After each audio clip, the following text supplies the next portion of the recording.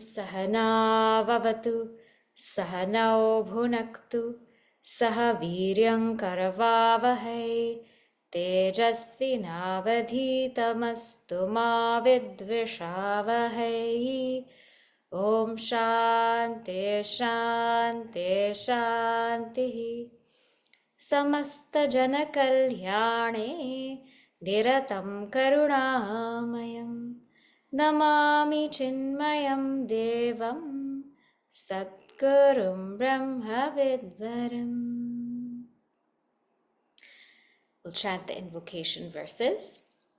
Sargasthiti pralaya hetumachintya shaktim Vishveshwaram vidita vishwamanantamurtim Nirmukta bandhanam apara sukamburashim Shrivallabham vimalabodhaganam namami Yasya prasadadahameva vishnuhu Mayyeva sarvam parikalpitam cha Itham vijanami sadatmarupam Tasyāghri padmam pranatosmi nityam.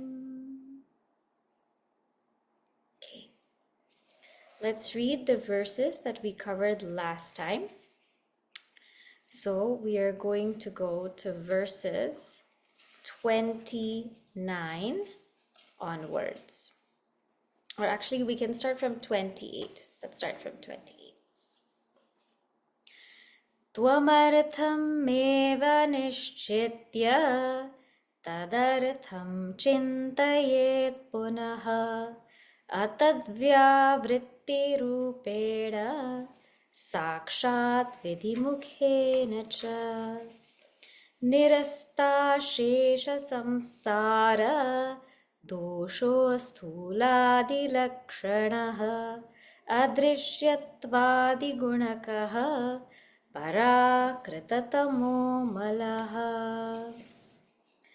nirastatishayanandaha satyaprajnana vigraha satta swalakṣaṇah purnaha paramatmeti gīyate sarvajñatvam pareshatvam tatha sampurna shaktita vedai samarthyate yasya tad brahmetyavadharaya. Okay, so here last time we started from tat. So we finished understanding the word tvam, and it says tvam artham evam nishchitya. This is in verse number 28. So we have ascertained what the meaning of the word tvam was. Ascertained means we have truly understood it. Understood, we have inquired upon it, we have directed the attention towards ourselves, and we are able to then understand that our nature is consciousness. So when we talk about tvam or you, the direct meaning of the word you or I is this jiva, this individuality, this consciousness, which is as though identified with the body, mind, and intellect. But when we talk about the implied meaning of you, we mean just pure consciousness. So we have gone from the direct meaning to the implied meaning. We have understood that this jiva, the nature of this jiva, this individuality, is actually pure consciousness. Not the body, not the mind, not the intellect, not the ego. And that is nishchitya. Okay, all right. So coming back to where we are, this tvam, the real meaning or the implied meaning is that pure consciousness. So now, after ascertaining tvam, we come to tat. And how do we come to tat? Two ways he has given us. One is called atadvya vritti, and the other one is sakshat vidhi mukha. So atadvya vritti means to negate what we are not, and sakshat vidhi mukha means to ascertain what we are.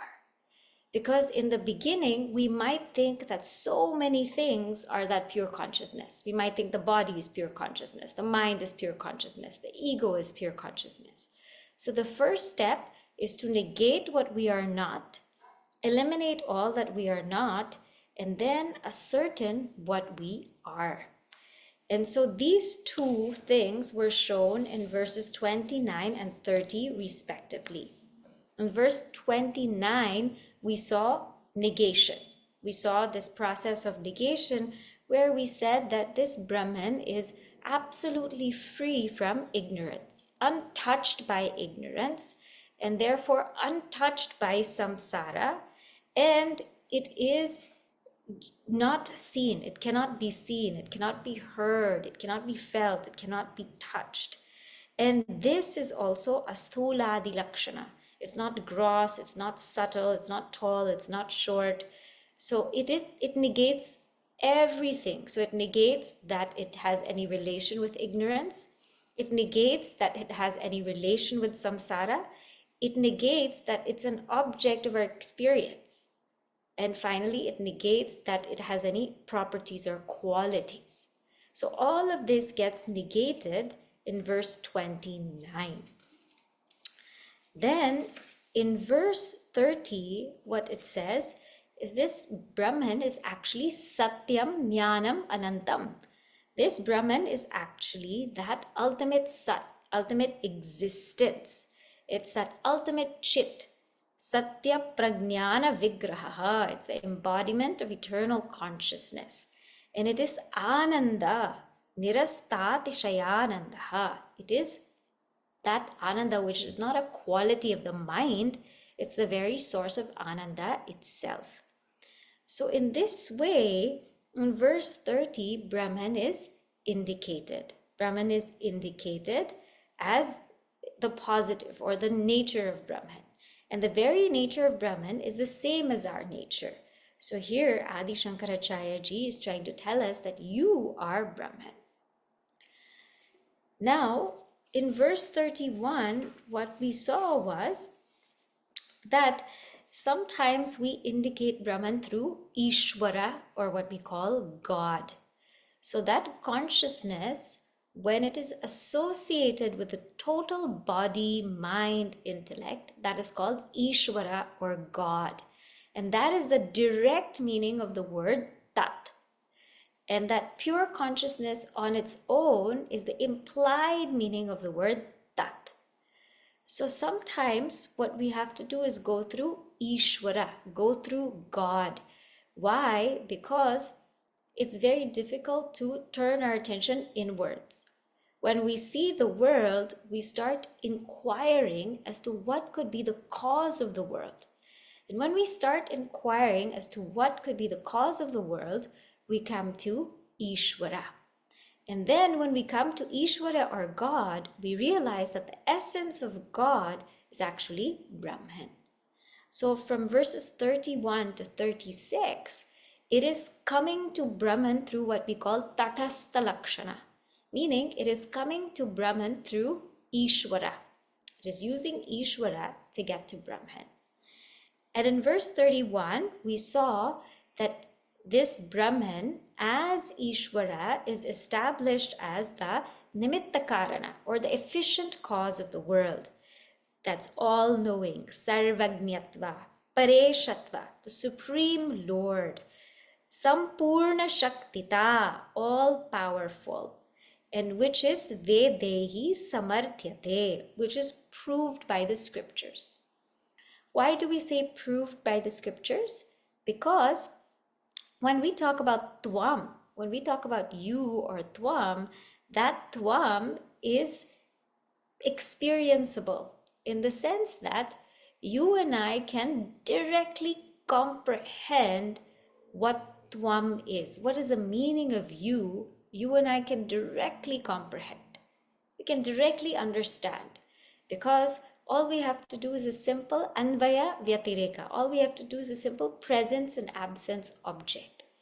That waker is not there in the dreamer, is not there in the deep sleeper, but what is there illumining the waker, the dreamer, and the deep sleeper, that is pure consciousness, that you are.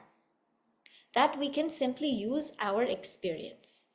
What is not the annamaya kosha, the food sheet, the pranamaya kosha, the vital air sheet, manomaya kosha, the mental sheet, vijnanamaya kosha, the intellectual sheet, anandamaya kosha, the bliss sheet. What is not all that, that you are.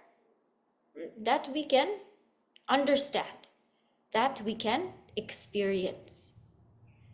But when it comes to Īśvara or God, this is something that not very few people actually can claim to say they have seen God, meaning they have seen a form of God.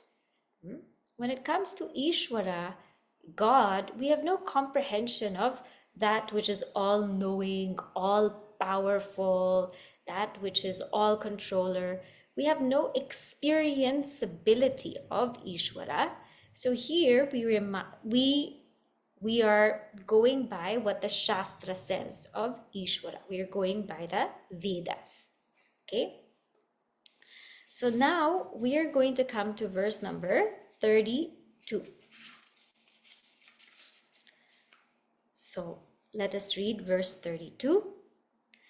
Yajñānāt sarva vijñānam, Yajñānāt sarva vijñānam, Shrutishu pratipāditam, Shrutishu pratipāditam, Mridādyaneka drishtantaihi, Mridādyaneka drishtantaihi, Tad brahmetyavadharaya, Tad brahmetyavadharaya,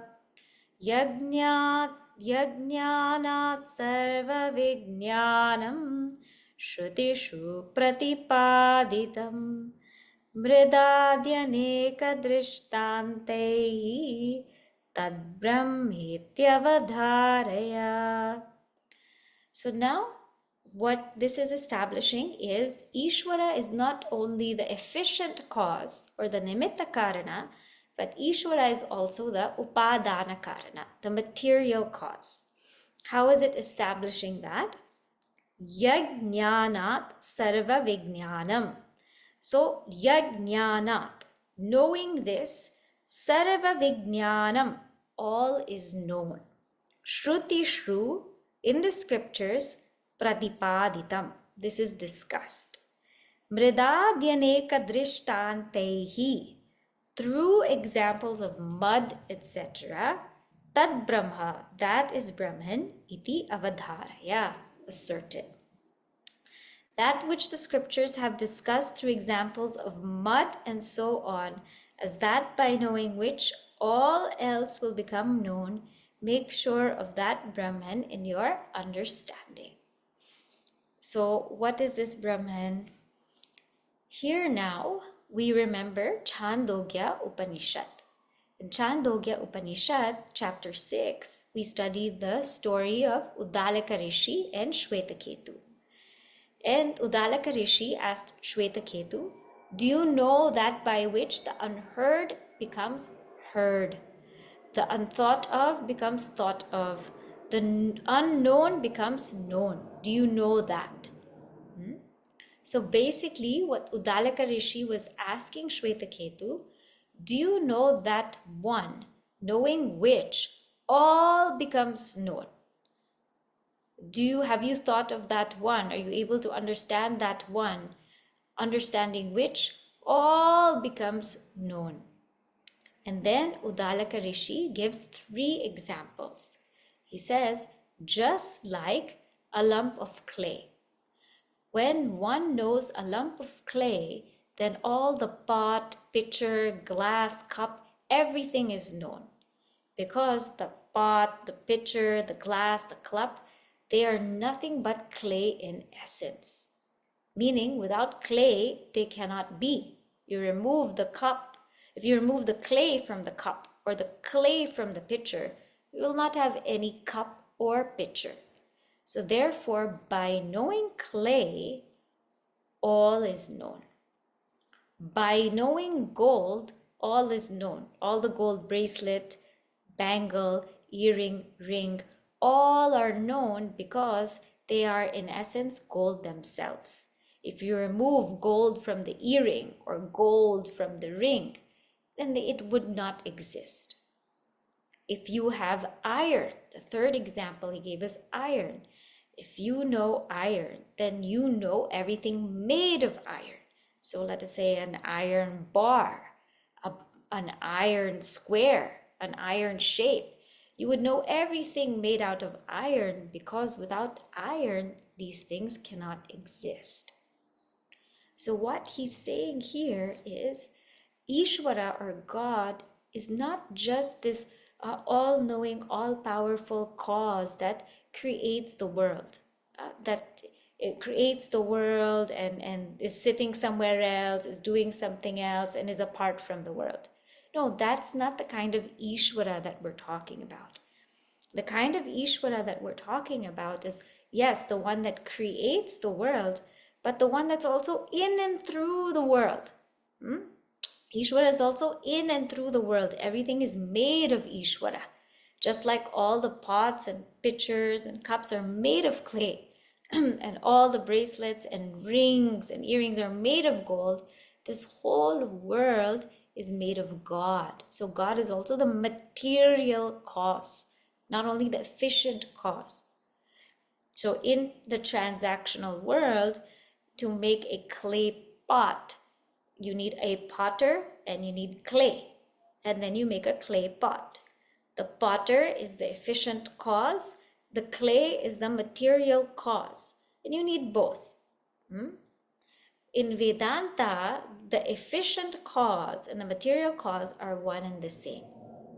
So God is not just the potter, God is not just the clay, God is the potter and the clay. And the example we saw before is the spider. Just like the spider creates the web, but creates the web from its own self. So the spider is both efficient cause and material cause. So here, by knowing one, all is known. So this means that we are actually always experiencing God. We are always experiencing God in and through this world. It's because God is not apart from us. God is in every single thing. That's why all of our prayers, all of our rituals, it acknowledges that God is actually everywhere, in everything. Somebody asked once, and I had mentioned this in the Bhagavad Gita class, that, how do Hindus celebrate Earth Day? How do they celebrate Earth Day? And I said, well, we actually celebrate Earth life. Means the whole scriptures see Earth as mother.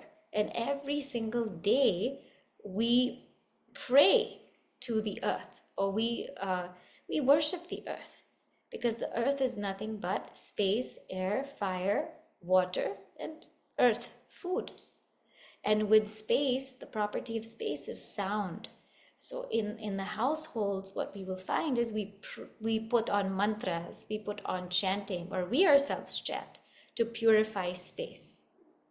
And to purify air, we light these ghee diyas, these diyas made out of ghee, or we light oil lamps, because that actually purifies the air. It actually purifies the air. It removes all the bacteria and toxins. And every day for fire, we light that lamp. We light that lamp to show respect for light, for fire. And we also, to show respect for Fire, we do Gayatri Mantra or Surya Namaskar because we believe that God is in the sun. And as far as water, so there is no wastage whatsoever in water. If you see in a lot of the households, if there's water, extra water, it goes to the plants or it gets recycled for washing something else. But water is also seen as something that we revere so much that we don't waste it or throw it out unnecessarily. And of course, earth, when we wake up, we touch the floor and ask forgiveness for stepping our feet on earth because we believe that that's God. So all of these rituals that we have, all of these practices that we have, they are rooted in this fact that God is the sentient or efficient cause and the material cause.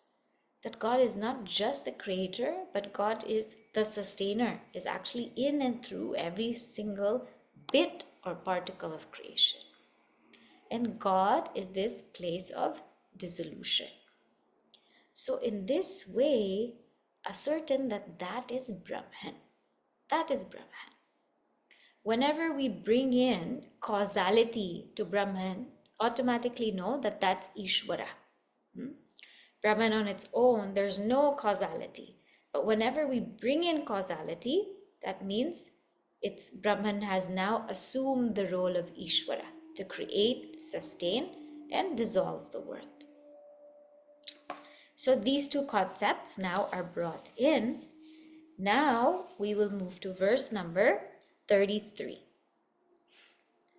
Yadanantyam pratignyaya Yadanantyam pratignyaya Shrutistat siddhaye jagau Shrutistat siddhaye jagau Tatkaryatvam prapanchasya Tatkaryatvam prapanchasya Tadbrahmetyavadharaya Tadbrahmetyavadharaya Yadanantyam pratignyaya Shrutistat siddhaye jagau Tatkaryatvam prapanchasya Tadbrahmetyavadharaya. So here, now, Yad Anantyam. Anantyam means that which is limitless. Yad Anantyam pratignyaya Shrutihi. So that which Shruti has pratignyaya, has declared, Yad Anantyam, that which is limitless. So Shruti has declared that which is limitless. Means that Brahman, Tat siddhaye jagau. Tat siddhaye means to prove its limitlessness. Jagau, Shruti sings. Jagau actually here means sings or says. Tat karyatvam prapanchasya. That it has, this Brahman has as its effect the world. Tad Brahma iti avadharaya. That is Brahman. So what does this verse mean? That means that which the scriptures propose to prove as limitless. And in order to support that proposition, call the world of plurality as its effects. Make sure of that Brahman in your understanding. So basic meaning is this. The scripture said that this Brahman is limitless. Limitless. There's nothing else but Brahman. Now, since Shruti or scriptures had said that, how are they establishing it? How are they making it siddham? How are they establishing it? They're establishing it by saying that the effects are limitless. And because the effects are limitless, the cause must be limitless. So because the effects are limitless, the cause must be limitless. So first, if we look at the world, right, it is infinite. It is infinite. It is of lots of varieties. It is Jad and Chetan means it's inert and it's conscious. It has a multitude of names and forms and color. Its root, right? It's all about variety. This world is all about variety. It's all about abundance. If you take anything, there's so many kinds of it. You take a body, there's so many kinds of bodies. You take an eye, there's so many different kinds of eyes. You take a leaf, there's so many different kinds of leaves.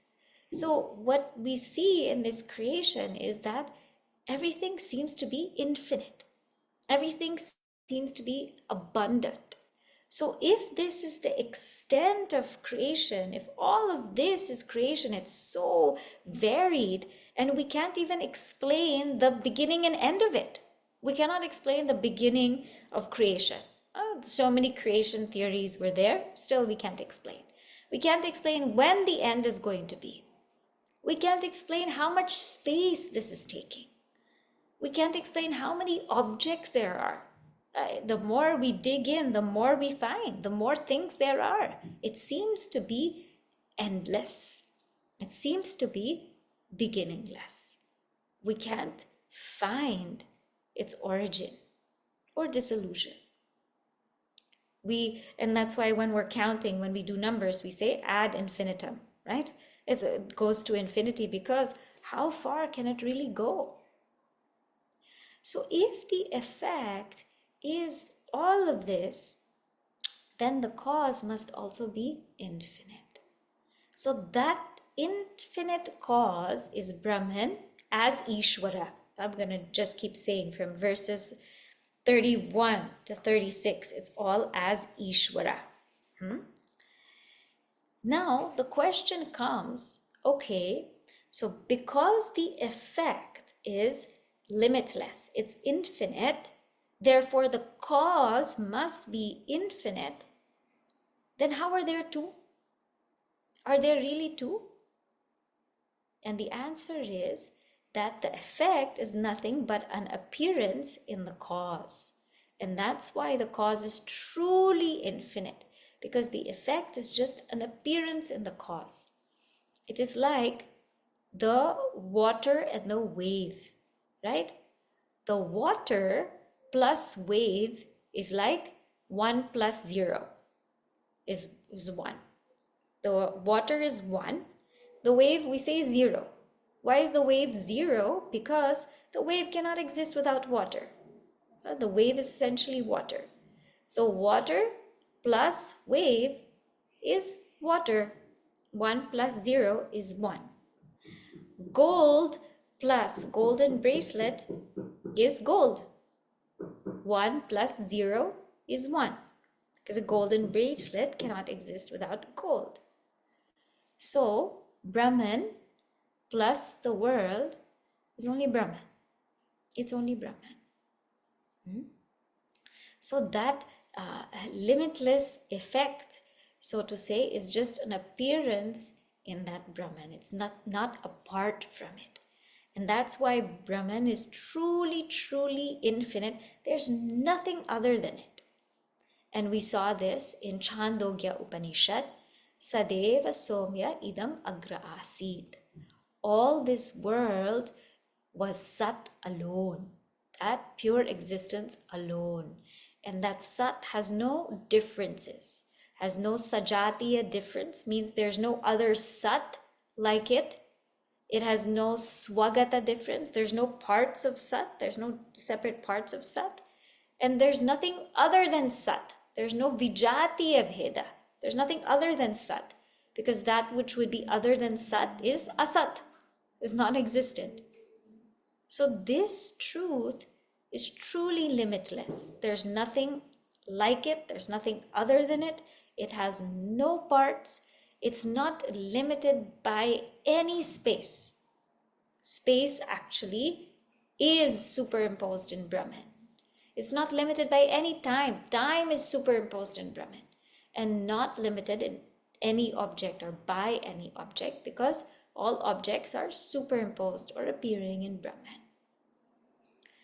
These three things, the object, time, space, These three things only arise when the buddhi, the mind, arises. The minute the mind arises, there's a sense of an object. Then in that object, there must be time with it. Because when we talk about an object, we're talking about the present state of an object. Right away, there's time. Right away, this is an object, we say. Already, we're saying, this is. This is an object. And then when we talk about an object, there is time, there's also space. There's also space associated with the object. So the minute that the mind arises, we will get these three things. We will get the object, we'll get space, we'll get time. They all come together. They all come together. Whenever we talk about time, it has to be with reference to an object. That's only how we understand past, present, future. When we talk of things in space, it has to be in reference with an object. That's only how we can say it's here, but it's not there. It's east or it's west. Otherwise, without an object, we cannot say what is east, what is west, what is north, what is south. So this Brahman is beyond that. It's beyond time, space, beyond object. It has no differences whatsoever, and it has no causality. Remember, we are just using this world to get to God, then to get to Brahman. So this yad anantyam. So the Shruti said it is in fact totally limitless. And it is by understanding that this limitless world is an effect, we understand that the cause has to be limitless also.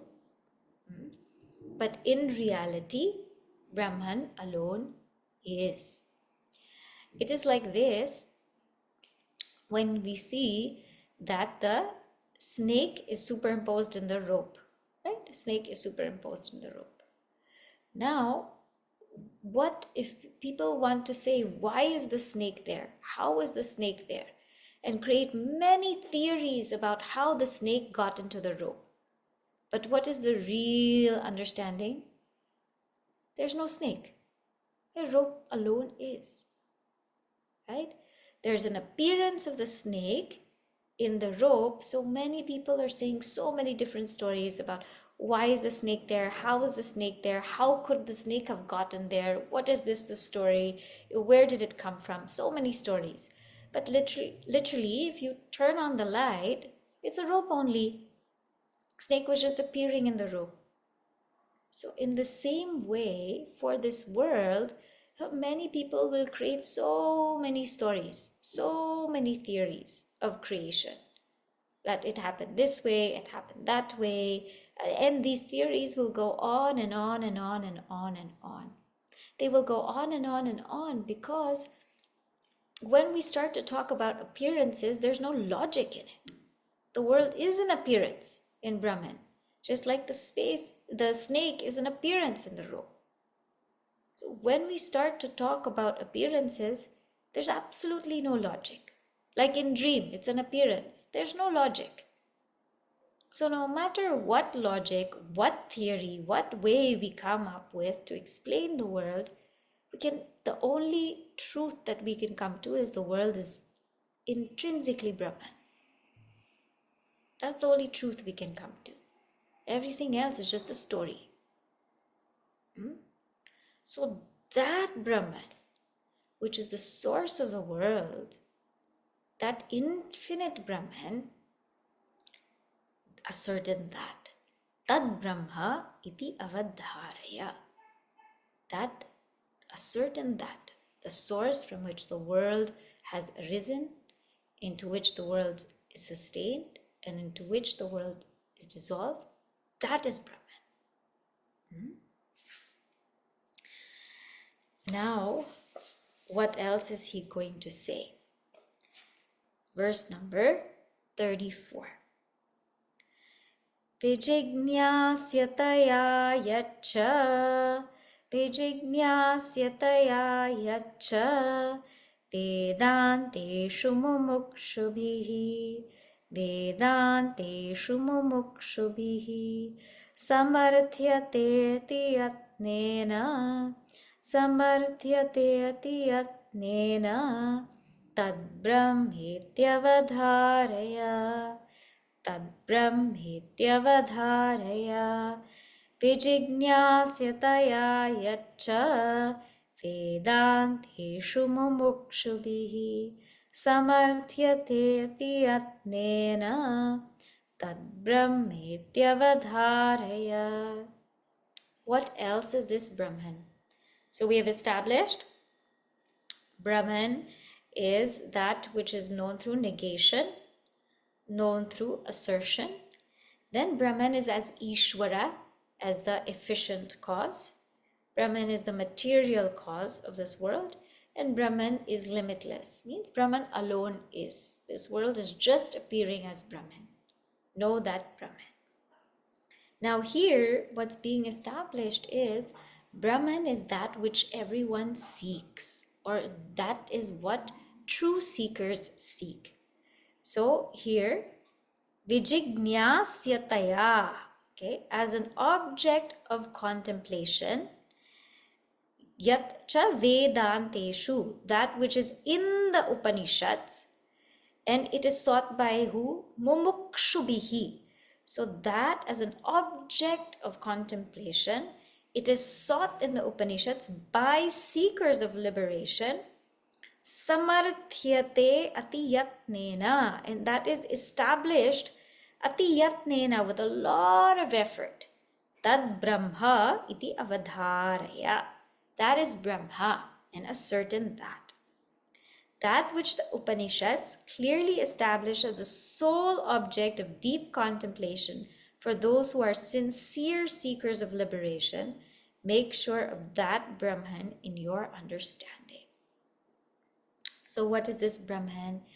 Brahman is the object of contemplation. So we often see, right, what happens in the world. What is the thing that we are constantly doing? What are we constantly doing in the world? We're constantly seeking. We're constantly seeking. We're constantly seeking company, seeking love, warmth, knowledge, wealth, health. Everybody is seeking. And everybody is seeking all of these things because they want happiness, right? So they're seeking happiness. And this whole game of seeking will keep going on. Why? Because everybody's seeking in the wrong direction. So seeking happiness through family, relationships, people, health, fame, name, etc. Seeking happiness, okay, through all of these things in the wrong direction. And this is where a lot of times we go. But the mumukshu is the one who says, I am going to seek within. Now I am going to seek within because I have tried seeking without and I'm not getting that happiness. I've tried so many times. I've tried so hard. I'm not getting it there. And I'm tired. Mumukshu is somebody who's tired, who's been through all of that, who is saying, now I want something deeper. I want something more. So this mumukshu or seeker has gotten some kind of dispassion from the world, saying this is not where I'm going to get my answers. It's not. So I need to look within. And when the seeker looks within, then they become a jignasu. Jignasu means somebody who's desirous to know that truth. Vijignasasva means desire to know the truth. And vijignasataya means the one who's desirous, who has the object of contemplation as that truth. And this is indicative of this person named Bhrigu in Taittiriya Upaniṣad.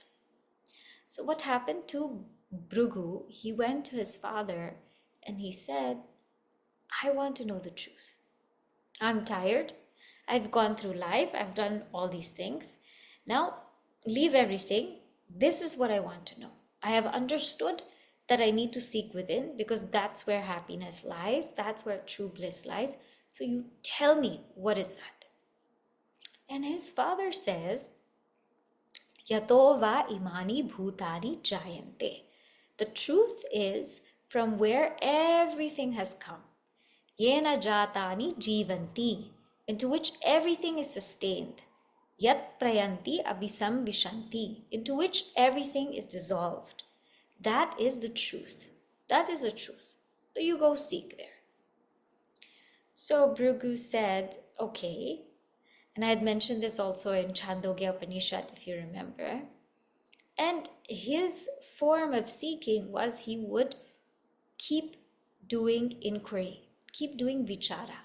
What is that source from which everything has come, into which everything is sustained, into which everything is dissolved? What is that source?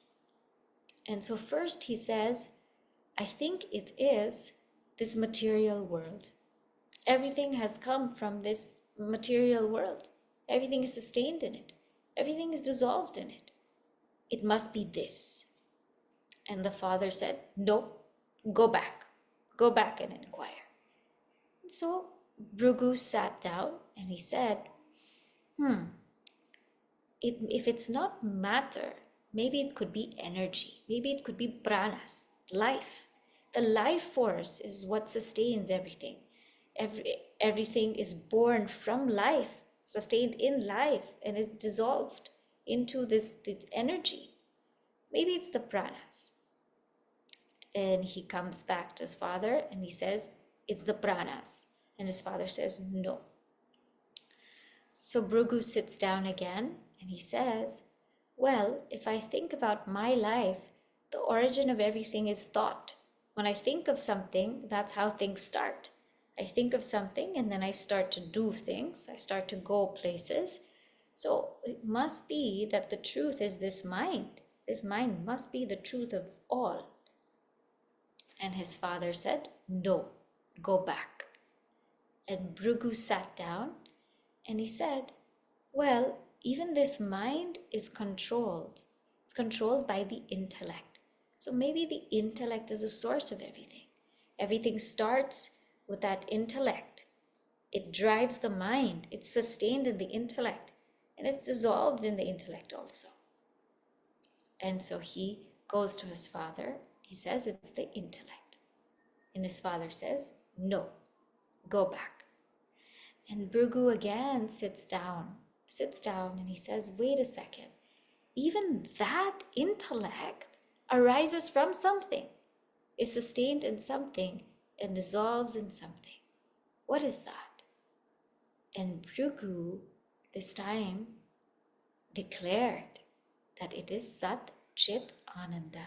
It is only that Sat Chit Ananda which is the substratum of this entire creation.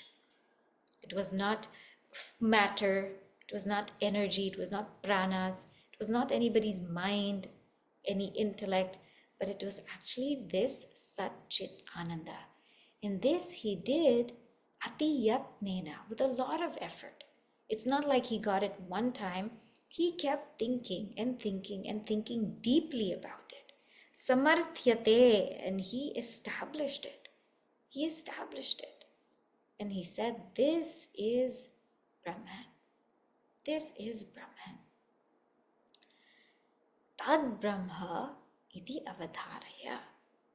That is Brahman, which all of these great seekers strive to understand, strive to realize, strive to know, and with a lot of effort, because it's so subtle, so sukshma.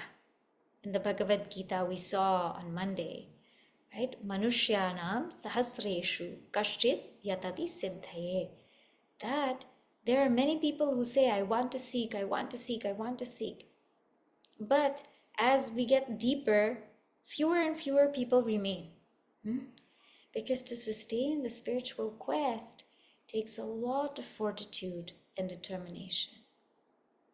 So that truth which people go towards, which people truly, truly want to understand, which people strive to realize. No, that is Brahman. And even those who are seeking the world, they are also seeking Brahman, because Brahman is nothing but happiness, nothing but ananda. So tad Brahma iti avadharaya. Now, what else did he say?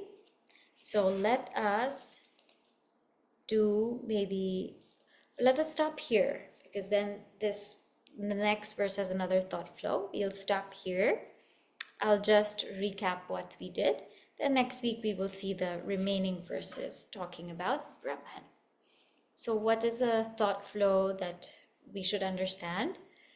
So we have finished talking about tvam, you. Now he says we'll talk about tat. And he speaks first about tat through negation. And this is directly trying to comprehend that truth through negation. Not this, not this, not this. Then he tries to comprehend that truth through assertion, that Brahman is Sat Chit Ananda.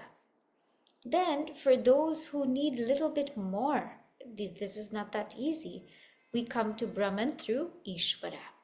And we say that Brahman as Īśvara is a sentient cause of this world, is the one, the creator of this world, the all-powerful, all-knowing. This is Brahman. And Brahman is not only the sentient cause, but the material cause, just like clay in the pots, gold in the bracelets, iron in the iron products. That's also Brahman. So Brahman is in and through the world.